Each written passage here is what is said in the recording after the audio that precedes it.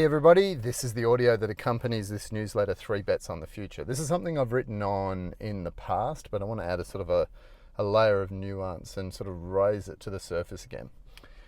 In our business school, which is the key commercial offering we have that helps people take our curriculum and implement it, we teach experts like how to be commercially smart. And one of the ways we do that is we focus in on developing positioning as a leading authority and what the world might call a thought leader. Our curriculum is rich and full, and it's been tested over several decades where it's grown and morphed and adjusted to the times like the pandemic and other things. But what we want to do is we've seen so many different experts show up in so many unique ways, like working single parents, non-binary corporate executives, health experts, leadership experts, finance experts. The systems and the procedures that we teach in the school and our mentoring, it works. More people have achieved black belt, that's annual billings of 720,000 or more, in the last 3 years than at any other time, which sort of says to me that right now the world needs expertise. And I think that's true. How many people are struggling for clarity? So I'm going to encourage you to start by thinking about something that others might value, and then work out a way to share it with them that works for both of you, right? So we're not just opportunistic. Like, is there a gap in the market and should we exploit it? We're not just opportunistic. We're also interested in fulfillment and opportunism together. We teach that a commercially smart practice has revenue streams from what we call public and professional channels. And just think of them as labels, where the public might be paid by credit card and the professional might be paid on invoice. Now, there are distinctions, but that's a good, useful separation.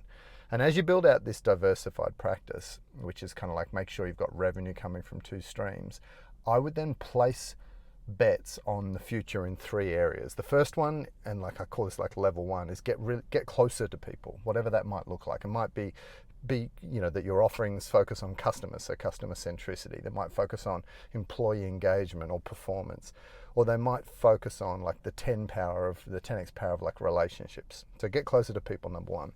Number 2, champion human centricity. So this might be like emotional intelligence workshops. It might be leading with values. It might be mediation and diversity training, human-centered leadership. So when you're human-centric, I think that's a good bet for the future with the rise of AI.